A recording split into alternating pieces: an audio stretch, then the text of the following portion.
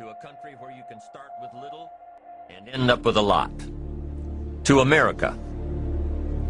Don't you sometimes wonder why so many immigrants who come to America can build a new life and a fortune while many of the people who were born here are barely surviving? They have a dream, a defined goal, ambition. Aside from the pioneers that crossed the prairies and the mountains to reach their vision of hope and future promises, there are other amazing examples of how ambition has shaped America. Take Ben Franklin, for instance. When most people think of Ben Franklin, they remember the kite and the lightning bolt and the discovery of electricity. What a lot of people may not know is that Ben Franklin was one of the first writers to address self-making. When Franklin started Poor Richard's Almanac in 1732, he used the blank spaces between the crop data and the weather information to insert clever bits of moral and practical advice. I'm sure you've heard the saying, fish and company start to stink in 3 days. Well, that was one of hundreds of Ben Franklin's comments on life. Another was, diligence is the mother of good luck.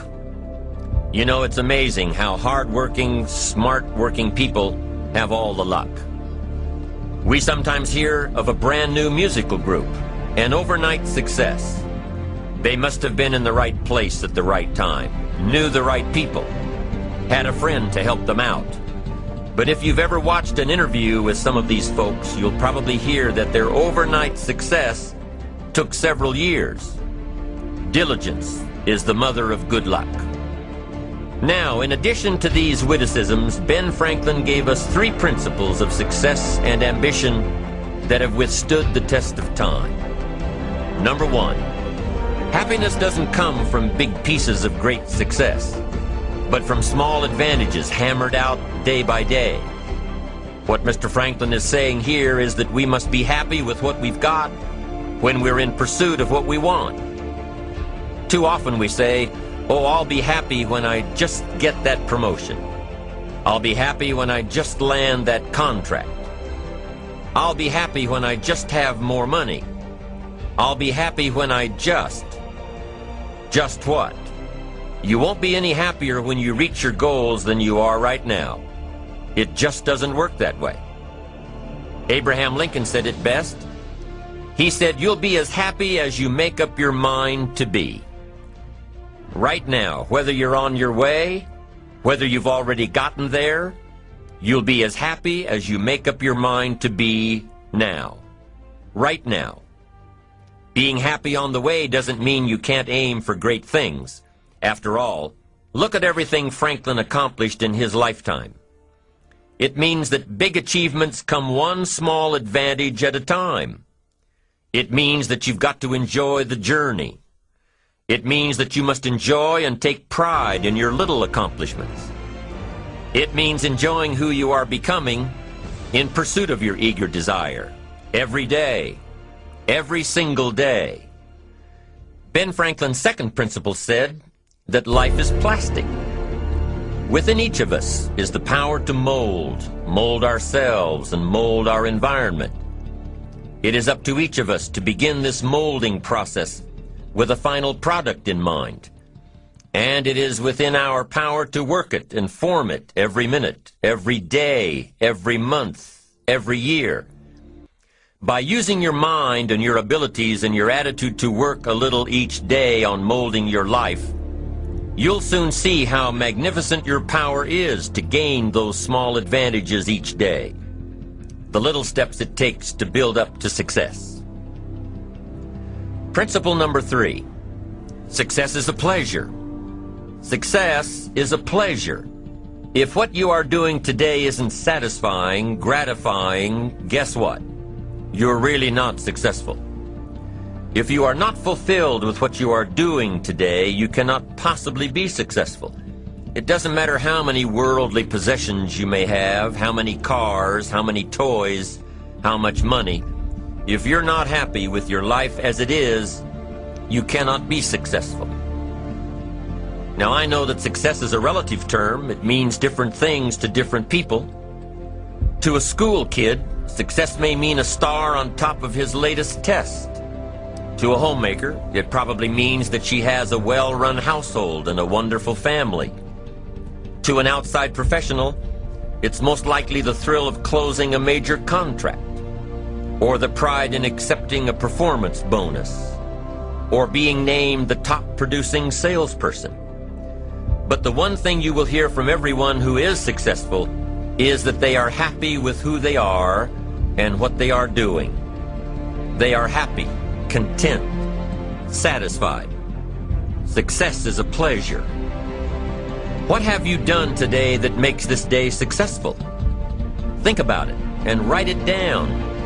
If at the end of the day you can jot down the things that have made it a good day, you will soon see patterns forming.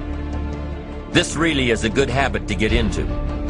When you can see a pattern of pleasure, you'll know you're on the road to success. So take note of Mr. Franklin's 3 principles of success and ambition. Number 1, big achievements come one small advantage at a time. One step at a time, one day at a time. Number 2, you have the power to mold your life, to make it whatever you want, to shape it and reshape it. And number 3, success is measured through pleasure. This is the key one. Success is measured through pleasure. You've got to be happy along the way. You've got to learn to give yourself a pat on the back. Good job, you need to tell yourself. I'm proud of me today. You've got to be happy. You've got to learn to enjoy the process. These are really common sense ideas. They're practical, and William James agreed. He's another American great, one of the most notable philosophers and psychologists in our history. And he founded a philosophy called pragmatism. To be pragmatic is to be practical, to test the validity of a concept by its practical results, to actually question something and rate its usefulness by what it can do for you, to hear a method of doing something and figuring out if it's even worth your while. One of the issues Mr. James dealt with in his lifetime was, what does it mean to be a success, a significant person? After years of pondering this question, William James described success as a combination of 2 things. Number 1, an inner ideal which is followed persistently with courage. And number 2, outer achievement related to that ideal. Let's go back to number 1, an inner ideal which is followed persistently with courage. I take that to mean defining a goal and having the resolve to complete it. No matter what, I'll do it or die.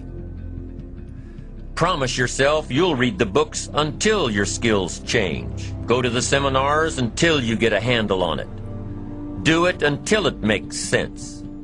Practice it until you've got it right. Don't give up until you get where you want to be, however long that is.